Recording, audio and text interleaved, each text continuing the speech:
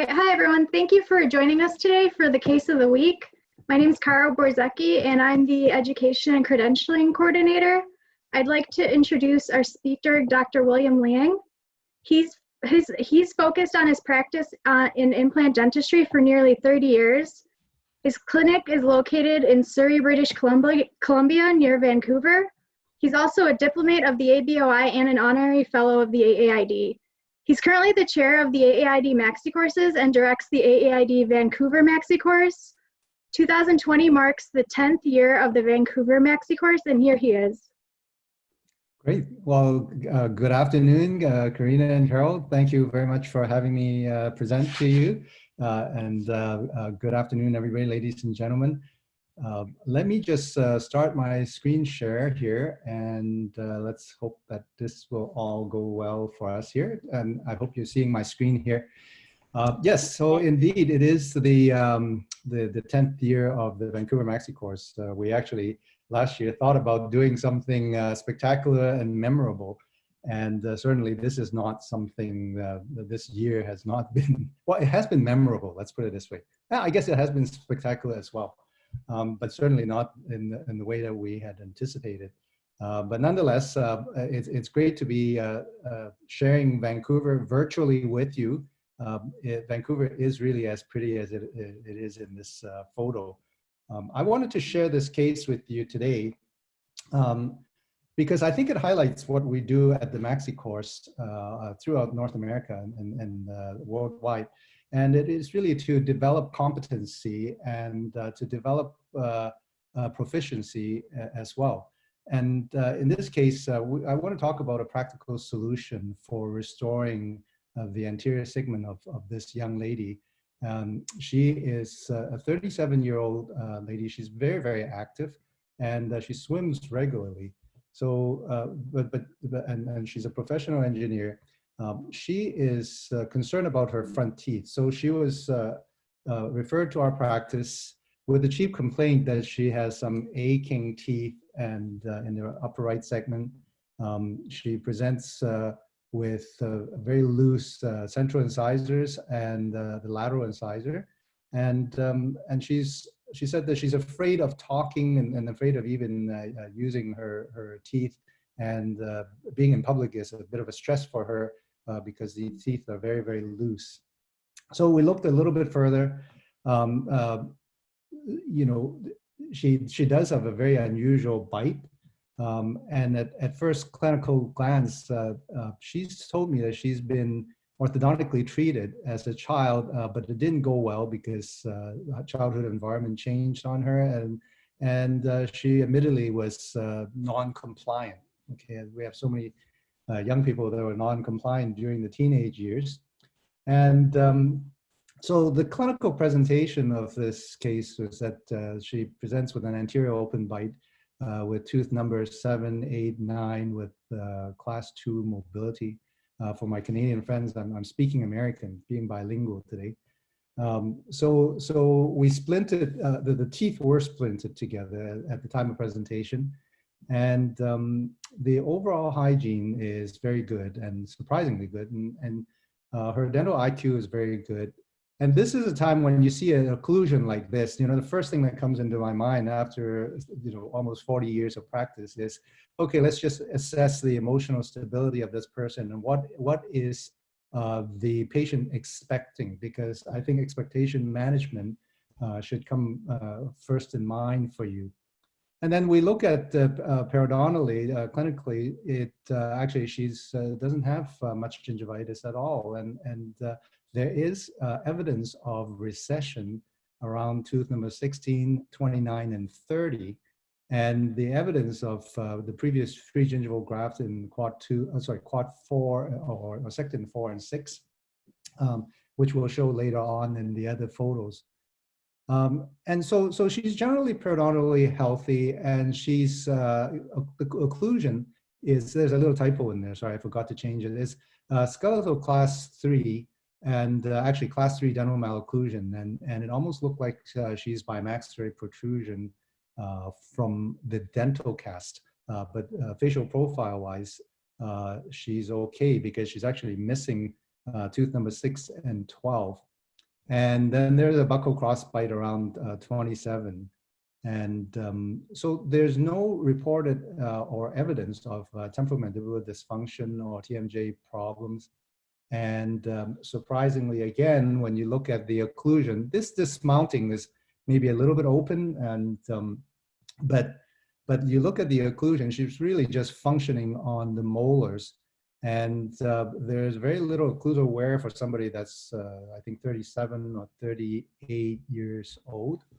In terms of her smile, she has a slightly high lip line. You can see that the gingiva here is mildly showing when she has a small, light smile. And but the midline is reasonable. There is a diastomer. There's a little line, the yellow line that I put on there is blocking the diastomer. And it's actually temporarily closed by the composite material. And the cuspids here are slightly longer, giving her, if you look at just the dentition itself, there's a little bit of a potential reversal of the curve there. And there is an adequate band of tissue, keratinized tissue around all the anterior teeth. And if we look further, we can see that the gingival margin here is a little bit higher, and the number 7 almost appear like it's a little bit intruded, and the tooth is significantly shorter. We have also a slightly uneven occlusal line in the lower. And this is where you can see that, for those of you who are familiar with orthodontics, the A and B angle is quite acute here. So that's what we've got. And looking at the radiograph, now this is reminding you that this is a case that we treated in the beginning of 2011. And in 2008, that's when we started to have CBCTs available in Canada. And so we did a combination of course, we made use of the radiograph that was provided by the referring dentist. We see a periapical radiolucency here. And then we went straight on using CBCT as one of our main analytical tool. You get a nice little panoramic image here, and we're going to look a little bit further. And you can see that this one, this image is of the number 7, and this is the cut from the CBCT. And we have a very bulbous root here, as well as some labial gingival recession, very, very short roots. There's a concavity at the apical region of the bone. And from the crest to the constriction, there's about 8 millimeters of space there. So once the tooth is removed, I would say that I can give that a division A minus H kind of division classification. And then looking at tooth number 8, oh, sorry, we went too far. Looking at tooth number 8, this is, again, the cross-section of tooth number 8, and you see that there's hardly any root there, and a larger concavity at the apical area and constriction here. There's only, again, maybe about 9 to 10 millimeters from here to the base of the concavity. So definitely this would pose a potential problem for us. At the constriction, we've got about 3.5 millimeters of space here. And moving on to look at, oops, sorry, again, gotta go back. Moving on to look at tooth number 9. So this is great, it's good to see at least, the one side that is reasonable, but then there's no root left. So this is obviously a result of many years of orthodontics and in compliance, and that's kind of explains why her teeth are so loose and she can't use it. We did have an orthodontic consult as well. So the patient's resolve basically is that she doesn't want to have any more orthodontic work done. She's prepared to do whatever is necessary. She's feeling completely comfortable with the rest of her mouth. and she takes good care of her teeth for what occlusion she has, but she does not want to have or entertain the notion of doing any ortho or root canal treatment. So she knows that these 3 teeth are doomed, and she's been told by her periodontist that they're pretty much doomed. And my idea of having the orthodontic consult was largely to just try to improve her occlusion and prevent any further potential damage because she's only 37 years old. But so we did have the orthodontic consult, and actually I spent a fair bit of time with my orthodontist colleague going over this case, but she rejected the orthodontic treatment in the end, and she said, I'm just going to live with this. So at this juncture, it's like, we're traveling down the highway, and all of a sudden you've got to take a road. You got to go off the highway or stay on that course. And so we're going to take the offshoot, and the clinical reality is that at this point we have to approach our treatment with the conformative approach. So we can no longer have in our mind that we're going to reconstruct. And this is one of the clinical realities that we have to face as dentists to serve the needs of our patients. In an ideal world, if everything lines up exactly the way you want it, that you can probably go down the road of reconstruction. So in the conformative approach, I think the main thing for us to really understand here is, we have to maintain the current aesthetics, possibly improving it a little bit. The patient has indicated that she's happy with the way things are in terms of the appearance, as long as she can function with it. So that is the end in mind. We begin with the end in mind with everything that we do. But the thing is, we have to assess the risk. What are the risks in the near, medium, and long term with what we do? And what are we compromising when we're looking at this in terms of the aesthetics and the prognosis? So having to keep all the teeth, we have certainly these options available to us. So we've got the choice of doing nothing or removal of partial denture, which is not part of this conversation. So so we're going to just gloss over that. We're going to potentially remove just number 7 and replace it with a single implant, but then that leaves the 8 and 9 unattended. Or we split the 8 and 9 with fixed partial denture, and again, then you end up having 2 loose units here.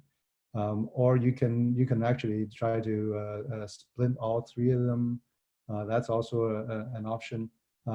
But if we're to go with the fixed partial denture, like a fixed bridge, it will have minimally have to be 4 units, going from number 5 to 8 and 9. And again, this is now like a torque wrench, because now 8 and 9 are loose. And if number 5 is not loose, it will be loose after some time of function. And then the whole unit will probably have a very, very poor prognosis. And then we look at option number 5, remove all 3 compromised teeth, and then we restore the area. But then now you have to double abut. And double abutting means that now you have number 4 and 5 as abutment, 10 and 11 as abutment, and you have a 7-unit bridge. Now this actually is a viable option. It's what we used to do prior to the 1980s.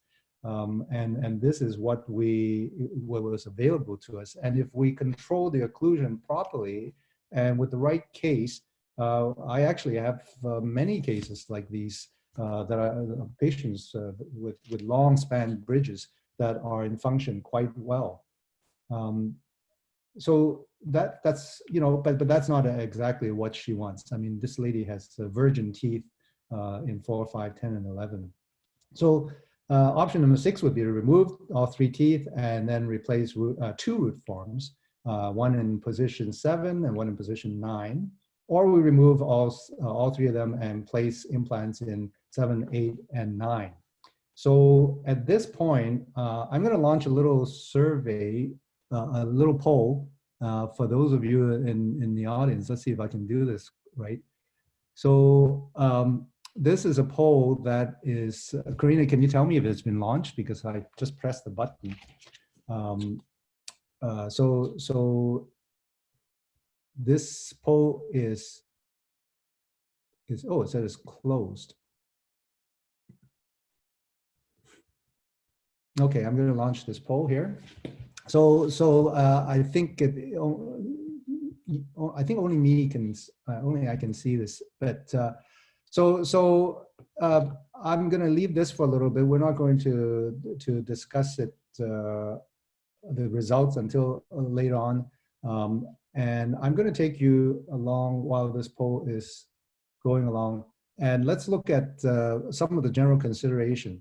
Basically, you should be aware that the more extensive the treatment plan is, it carries out a higher risk, and implant-supported restorations tend to have limitations. And dialing back to our understanding of dental implants 10 years ago, there are certain things that we need to consider when we place implants side by side between in a tight space. And then the expected results may or may not be, depending on what the clinicians, I'm just writing down the results here as I'm just, so the expected results may very well depend on what the clinician's proficiency or level of proficiency is. And so this is a little Venn diagram that I've created that we use in our MaxiCourse all the time. Basically, when you evaluate a case, you have to look at the patient's aesthetic desire and what does the patient really want. Most patients really want something that looks good, feel good, and lasts a long time. And then as a clinician, you have to sort of decide, when you're taking on a case, what is your experience, what is your treatment philosophy, and what is your competency and your proficiency level. And when we talk about competency development, it is basically a skill set that you develop through a organized approach to systematically look at your clinical situations. And proficiency is something that you develop over a long period of time with mentorship and over a lifetime. And so here, the little area in green will kind of show you what the clinical reality is. When you're able to bring all those things together, you'll be able to reach a clinical reality. And through, I guess, a lifetime of learning and continual improvement with competency and proficiency, and through understanding of your patients, you're able to then increase that green area, increase your clinical reality. So some of what I say here, or whatever cases that you take on, and after you do the rationale, you may not, it may be cases that you can do, and it may be something that you don't want to be doing. So, currently, well, actually, I think I'm going to just share the results later on, and we'll just continue on. So we're looking at this, but after talking to the patient, for whatever reason, she is very, very adamant that she really wants to, for every tooth that she loses, she wants to replace it with a dental implant. So she really wants to have 3 implants in her mouth to replace the 3 teeth that are going to be removed. And so it, basically brings us to these 4 questions. So if we're going to do the 3 implants, first of all, is it possible? What is our experience? What is, I would have to ask myself, what is my clinical experience? And what is the profession's dental experience with these type of cases? And what do we know that we can work with? And what are the things that we need to avoid? And what are the risks and benefits? So expanding along that, but there are many issues that we need to consider, but I just kind of wanted to discuss with you these 7 questions. And let's answer these 7 questions and go through the action of how we come to a conclusion, how we derive our treatment plan. So this is more an exercise of showing you what we're thinking about back in 2011. So looking at the literature back then, there was a lot of conversation at that time in the late 2000s about immediate implant placement, immediate extraction and implant placement, flap or not flap. And the conversation was quite in favor of immediate implant placement with caution.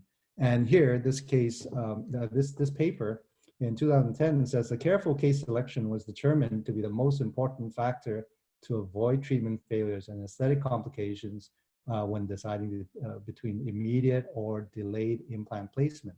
So there is, and then it further suggests that evidence available indicates that it is a successful procedure and may benefit the patient. And so there is evidence that favors immediate implant placement. Another study supports that the flapless immediate implant surgery produces a significant reduction in vestibular biologic width and minor reduction in buccal bone plate resorption. So the conversations at that time and the literature seems to support that we should be removing or placing implant and immediately after extraction and with careful planning to preserve residual bone and the soft tissue architecture. So we draw that conclusion. The next question is, well, you know, do we place 2 or 3 implants? Well, here's a study in 2011 that shows that they concluded that implants should not be placed closer than 1.8 millimeters. There is a significant difference between that distance. If you place them too close, you're going to lose bone.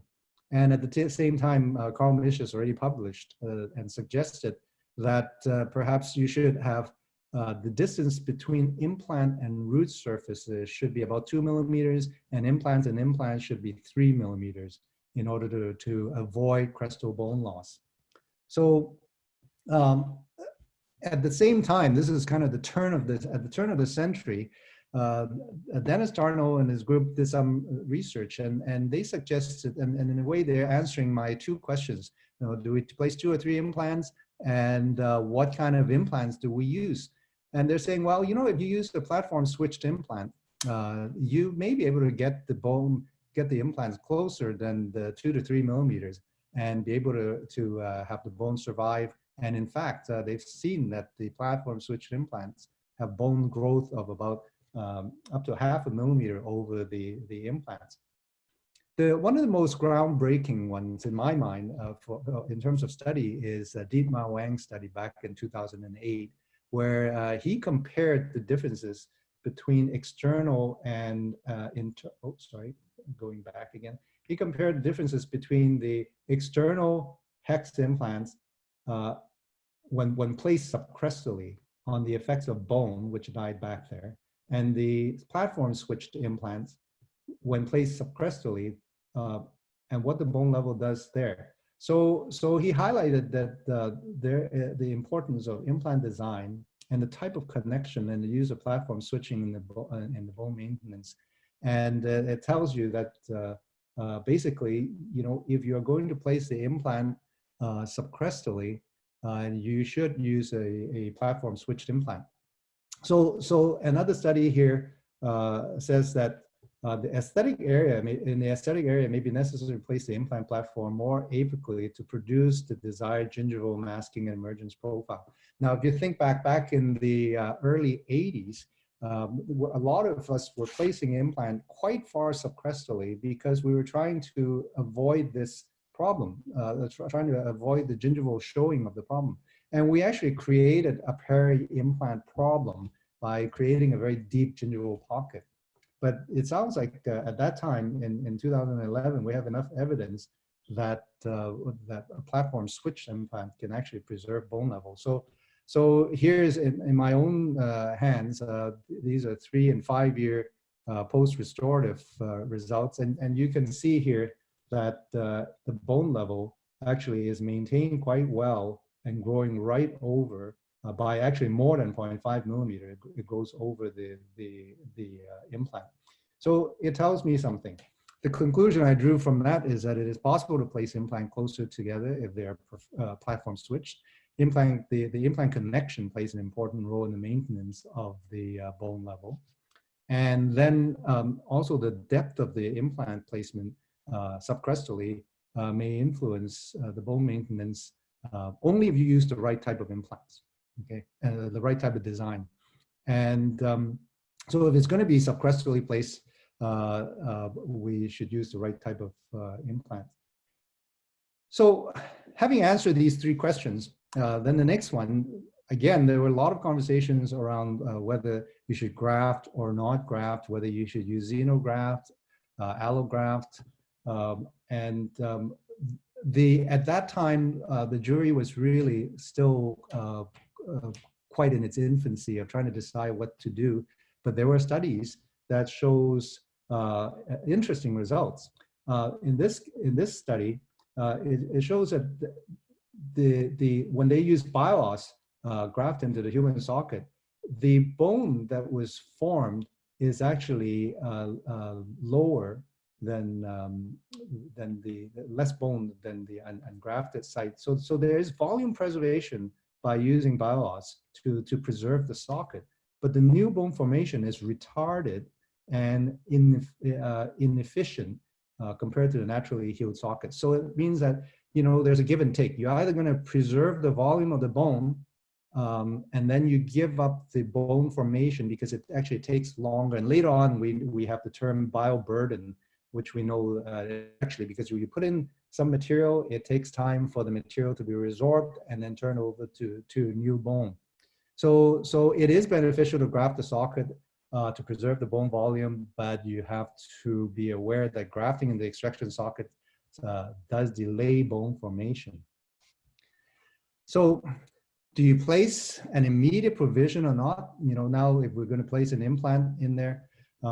So in here, a study in 2008 shows that there's no difference between the immediate placement and immediate loading group when you look at the radiographic evidence of the bone growth. So what they're saying is that whether you place the implant immediately after extraction and you put it into load or not, the bone growth is the same. And so there's evidence that, well, perhaps, you know, in the right case selection, if the load is managed again, you know, what I don't show here is also a lot of discussions about micro loads compared to macro loads and how it affects the bone maintenance after immediate implant placement. But it certainly works. But the alarming thing here is that most of these implants after immediate implant placement have 96% survival rate, but there is a 21% chance of aesthetic failure. So you have to be very aware that if you're going to do immediate provisionalization, you have an aesthetic risk of 20%, 1 in 5. So to me, I think, you know, wow, you know, that's something that I need to think seriously about. In this case with this young lady, perhaps not such a big deal because she's not in function. She doesn't have occlusion in the anterior. But having said that, you know, my preference is probably knowing that there's a potential 20% of aesthetic failure. That being one of my main goals, I would be very cautious against that. And then the last question is, you know, what kind of final restoration do we want? We're dealing with tight space. The patient wants 3 implants in there. So I'm concerned that there's potential show through of the implants. I will have to place these implants into a small arc, more palatally, so that we can avoid any untoward gingival effects or anterior or buccal bone loss. And in doing that, when I place it into a smaller circle, these implants are actually going to be getting closer and closer to each other. And So my desired clinical outcome here is to have basically something that has similar strength and durability compared to the titanium. And then the abutment should be aesthetic with no tissue shine through. We're concerned about the tissue shining through, and it has to be biocompatible with the gingiva.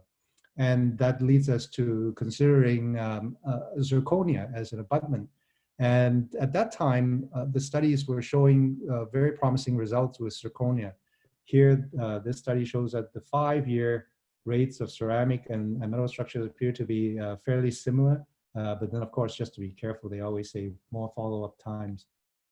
In fact, the Europeans have used the system ankylose quite a bit at that time, and they did a lot of studies on zirconia, and they found that the zirconia to be a very favorable material to be used in the anterior, especially in the anterior region.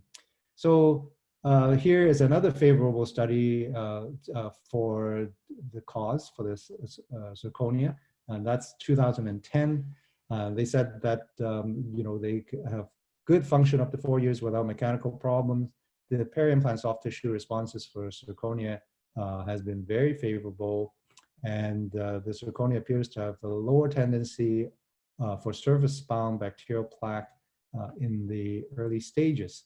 So, and another one here in 2011 shows no difference in the light reflection between titanium and zirconia when the tissue is 2 millimeters thick. So if you have a tissue biotype that is 2 millimeters thick, it really doesn't matter whether you use zirconia or titanium. It is during the transition from the gingival crest down to the 2 millimeter. If you have a very, very thin gingiva at the crest, then there will be a light casted. So that's when you see a little grayness showing through sometimes. So, what can we conclude from this? Well, based on the literature at that time, titanium abutment and PFM systems have certain risks. The visible margin of the gingiva may recede over time, and then when the recession starts or the tissue starts to thin, you see a little graying of the restoration. And then the PFMs tend to become whiter as the porcelain age or becomes more opaque. And then it increases the discrepancy between the titanium and the PFM opaqueness. So aesthetically, in the long term, this titanium and PFM sort of combination does prevent some drawbacks that we know of. And the zirconia, of course, does not have that grayness, and then you would probably choose to use a zirconia abutment with a zirconia crown. And it does have some additional advantages that was noted at that time, that it may be a little bit more plaque resistant.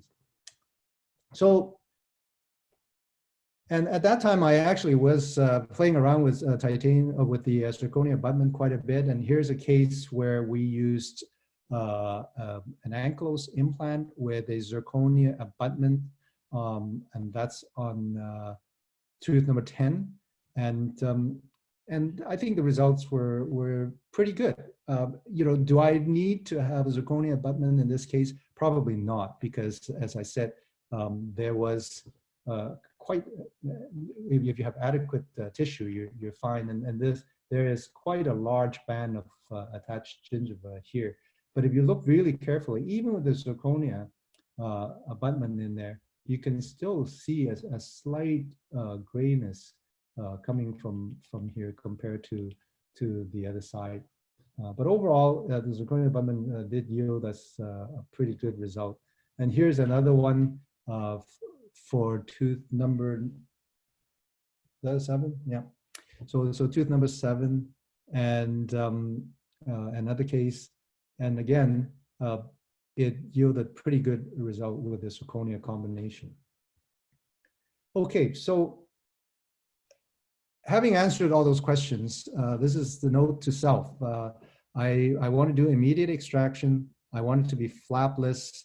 I'm going to use bone manipulation to modify the bone division, and For that, I thank my mentor, Dr. Hill Tatum, who has taught me bone manipulation and taught me many other things along with that, and has been a huge influence in my dental implant career. So I know that using a platform switch implant may be the thing to do because I have to place these implants closer together in a smaller circle in the arch, and that I would be placing the implants a little bit more apically, and whether I graft or not, that the jury is out. And often what we do is we take the bone from the osteotomy and then we graft it back into the site anyway. And then I will try to maintain greater than 2 millimeter interproximal distance between the implant. And then if it is possible, I will provisionalize, but my goal here is for final aesthetics to be at optimal. So I talk to my patient to say, well, you know, maybe we should use a removable partial denture as a provisional.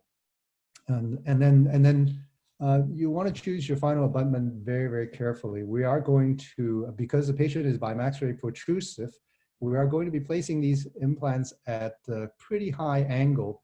And in those days, we did not have the ability to have angulated screw channels that we do have today. So those screws are going to be have to be exiting labially.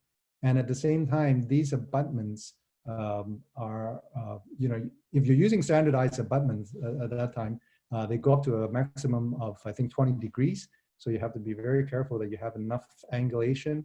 Or at that time, I think that was the time when we started to have custom milled abutment.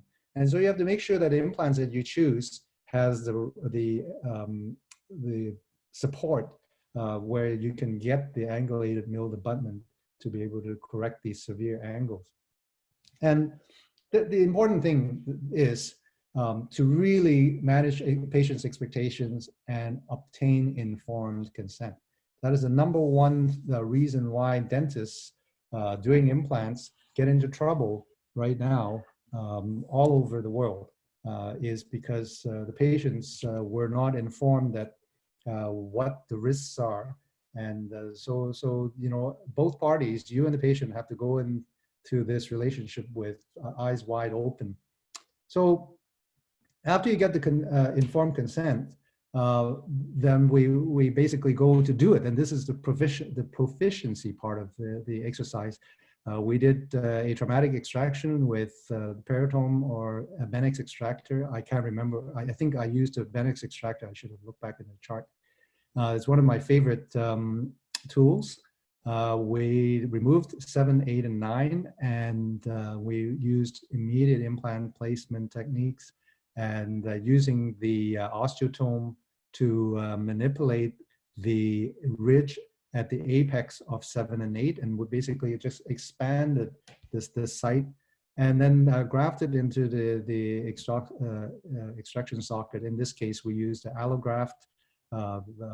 We use autograft because we kept the bone from the osteotomy, and then we used a platform switched implant, which is ankylose. It has a very nice Morse taper that I enjoyed at that time. There are many other implants now that are similar. So and we place the implants subcrestally. So we did consider the immediate provisionalization, that I had my way, so I used a removable partial denture for the patient, and then we did with the zirconia final abutment and the crown. So let's look at some photos, and I'm sure you're bored of all the papers and stuff, but that is an important part of the thought process. And once you actually go through the systematic part of developing your case, the execution part of it should be very, very simple. I mean, it's you know, it's just the doing part. You just develop your proficiency at delivering the care. So here's the case At the time when we placed the implants, we used ankylose 11 millimeter. So A means 3.5 millimeter in diameter. These are 3.5 millimeter implants. And we placed an 11 millimeter here, 11 millimeter, and then a 9.5 millimeter. Now, and then these are sulcus formers that are of 3 millimeters and 4.5 millimeter height. So, you know, you may ask, why was the implant placed further subcrestally in position 7, number 7? Well, remember, in number 7, the bone is actually, the crestal bone is actually higher up. There is a case to be made to, you may want to say, well, why not just extract the tooth, graft the area, and then go back there and place the implant? Maybe this bone at the buccal crest will come back a little bit. Maybe, and maybe not. But if you do that, you know, there are some certain drawbacks. For example, you know, it would be 2 surgeries for the patient, a little bit longer. You're no longer preserving the crest of the bone. If the labial plate is already thin as it is, there's also a possibility that even after you graft the site with a biologic to preserve the width, you will still have some shrinkage. Then you'll have to do bone expansion, and you may not even get the height back. So, you know, it's a big, long discussion that we can certainly have if we have time later on. And then what degree of confidence would you have to maintaining the bone height between 8 and 9? Well, it so happens that with the midline is actually one of the best areas to try to maintain the bone in between implants. It is the one area where I have very little hesitation to place 2 implants side by side. This is probably the one area in the mouth. So, well, let's look at what we got. So here's the result, and this is the trajectory. So if you look at the, let me just use a different color. If you look at the trajectory of the implant, it is really sticking out, and we place it a little bit more palatally as well. So you've got these implants that have pretty severe angles, and you know, without seeing the entire treatment plan and knowing what the entire treatment plan is going to look like, sometimes somebody looking at the restorations like these, or before it's restored, looking at implants like these, you know, they might make a snap judgment and say, oh my God, you know, this is crazy. So this is our partial denture, and the partial removal. It's just basically what, you know, the orthodontic flipper acrylic partial, and that's kept away from contacting the implants. And then at 4 months, we take impressions, and then we start the restoration process. It is essential, especially for these implants, to be using a jig. And if you don't, these are non-indexed implants at that time. Ankylose did come up with index ones afterwards, but these non-indexed implants basically can rotate in every direction. So, and they're tiny, tiny little abutments. So you do need to have the jig. And in fact, anytime when you see crowns in the anterior area, whether they're indexed or not, the abutments are indexed or not, you should try to use a jig and get your lab to make you a proper jig so that you don't, it's not so easy to drop it into the patient's throat. And this is the view of this flimsy, tiny little abutment after it's inserted. Now, what is wrong with this right now is that I didn't see this case at this time because it was too bulbous. And you can see here that when we look at the photos, there is too much bulk here. If you leave that much bulk, the gingival tissue is not going to be happy around here. And with this kind of a pressure, it is going to cause gingival recession. And then also interproximally, this is over contoured. We try to send radiographs at that time. We try to send radiographs and soft tissue. Of course, there's a soft tissue model in the impression for the lab, but that just didn't happen there. So what we did was we sacrificed the crown. We sacrificed the crown and we adjusted it with a fine diamond to the contour that I want, and then send it back to the lab so that they have a good reference, and then see compared to this here. So we have a good reference, and then the crowns were remade, and then they were reseated. And even at that, at the time when we seat the crowns, you can see these are very narrow now. They've remade them to be very, very narrow. These are 2.5 millimeters at the exit from the division A, sorry, from ankylose A implant, which is 3.5 millimeters in diameter, and the neck is 2.5 millimeters. And so there is pressure when you put the apply the pressure. If this pressure goes away after about 5 minutes, then it's perfect. You can just cement the crown. But if it doesn't go away after 5 minutes, then we pretty much know that we have to anesthetize the patient and make a little bit of a cut interproximally to free up the tissue so that the pressure can be released before you cement the crown. Because if you have continuous pressure on these crowns at the time when you seat them, you're going to put pressure on there over the next few weeks, you're going to see immediate bone loss around those implants, because the bone is partially supplied by the blood supply that is overlying the tissue.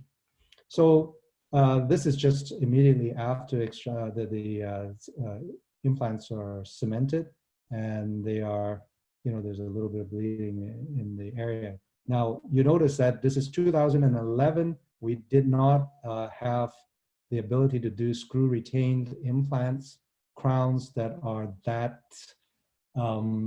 that have such severe angles. So we have to be very, very careful with excess cement. So what did we achieve? Well, the clinical outcome that we achieved was that we met the patient's expectation of causing the least trauma, quickest result. Basically, the teeth are removed and implants are placed in one appointment, and then the next morning, the removable partial denture is given to the patient. We have achieved, I think we did achieve aesthetic improvement. She's got a nice smile line now. The balance is quite nice.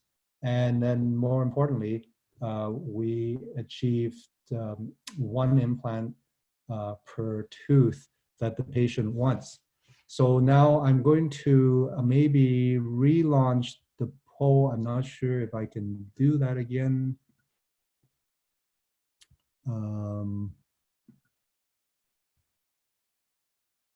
Okay, so the poll is relaunched.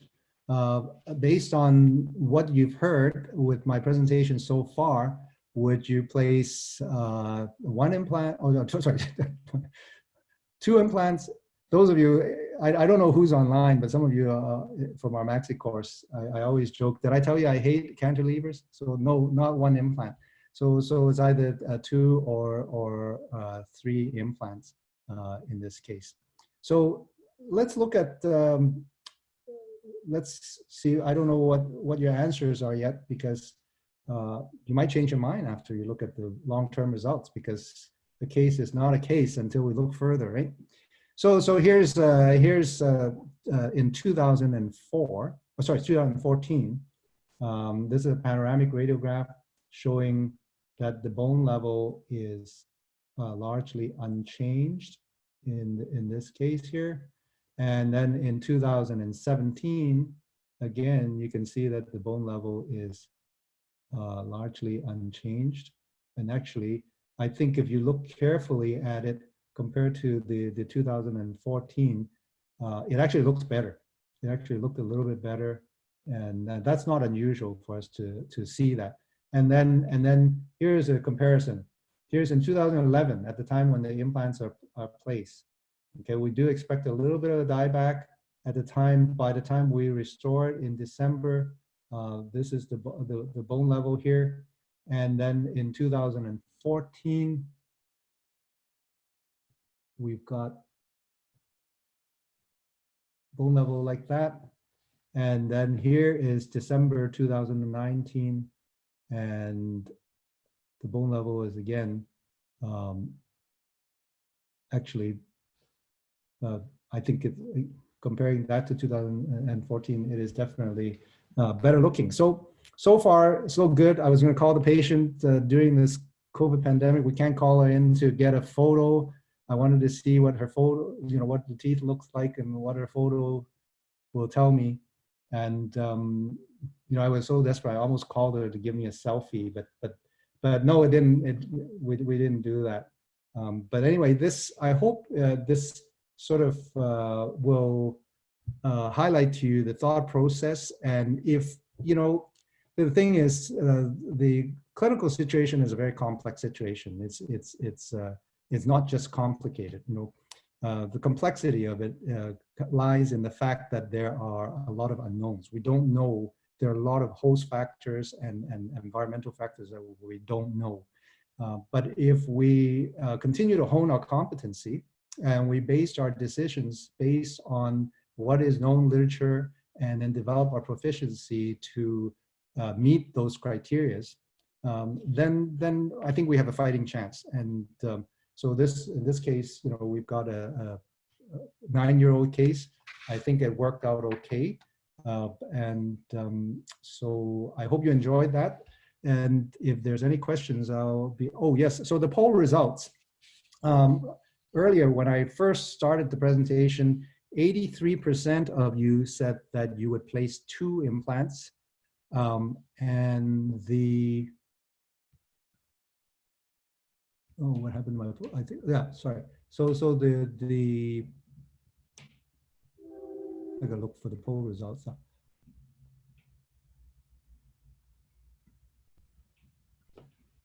So the final poll results is that 71 of you will place 2 implants, and 29% of you now will place 3 implants. So fully, actually that's something that I expected, because based on what I said, it really is, there's nothing wrong if you decide to do 2 implants.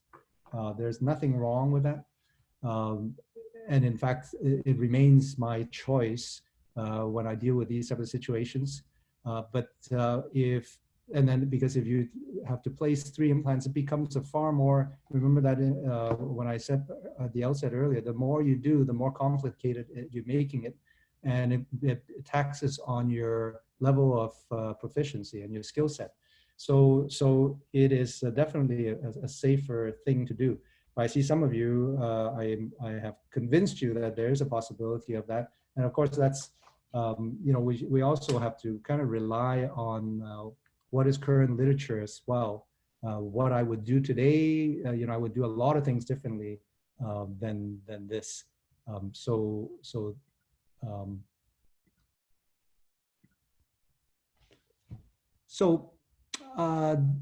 Do we have any questions?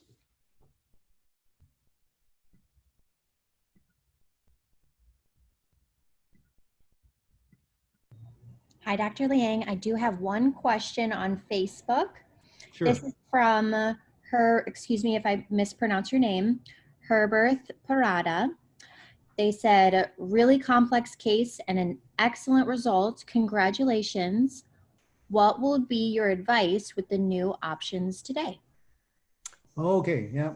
Well, that should be another, that could be another half a day. Okay, so that's a great question. Thank you very much. And I'm glad you're observing this with the perspective that this is a thought process that occurred back in the 2011. And what I would use today, at the risk of glossing over some items, some of the more obvious things for me would be that I will not use a zirconia abutment. I would use a titanium abutment, a tie base with a zirconia block, because I found that in some cases, the zirconia, we've actually had some zirconia abutments break, especially when you have the Morse taper connection that is connected into the titanium implant, the stress on those over a period of time is sometimes too much, and it depends on the function of the patient. So I would definitely stay away from using zirconia abutment connections. Whether I graft or not, I think there's enough studies from, especially from the groups in Loma Linda. If you reference Dr. Jaime Lazada, I think that there is, we granted that we understand that there's the new term now of bioburden. Anything that you graft into a socket, any graft material that you place, whether it's even gingival graft with alloderm or particulate material that you're grafting in, the body has to resorb it. It has to take it away. So there's energy that is required. So there is a delay in time. The bone quality that you will get will be somewhat delayed. However, the trade-off is you're gaining volume. So I would graft. There were people used to reference, and I talked to Dennis Tarnow when he first said, well, you know, he came out with some studies, some finding that he said, well, I don't graft anymore. And this was about 10 years back. And he says, well, I don't graft anymore because we have found in our studies that we don't need to graft and the bone fills in. And then if you ask Dennis now, his longer term experience is that you should graft. So we do graft, and I always graft around the implants to preserve the bone. In terms of, you know, I would definitely try to use a screw retained restoration with angulated screws if possible. It is now possible to get pretty high angulation support from manufacturers. Then you eliminate the need to deal with the potential complications of cement extruding around the crown. Let's see. Other than that, I think probably, you know, a lot of the principles are about the same. You know, you may want to improve the gingival aesthetics by inserting a connective tissue graft around tooth number 7 at the time of implant placement as well. So, yeah, in a nutshell, maybe those are the you know, there may be other things to consider. Okay, and we have 2 more comments. We have Dr. Ali Mostafavi that said, very interesting and comprehensive presentation. Thank you very much. Thank you, Ali. Yeah. And then the next question was, how do you adjust the occlusion, and do you recommend night guard? Thank you. Okay, in this case, there's no need to adjust the occlusion because as long as the interproximal spaces are adjusted appropriately, that it doesn't put an inordinate amount of pressure on the adjacent teeth. Because this patient, remember, she has anterior open bite. We are restoring her to a conformative approach. So we are leaving her in a bimaxillary protrusive position, and so she really doesn't have function. I did bring the incisors in to make it less flaring to improve the aesthetics, but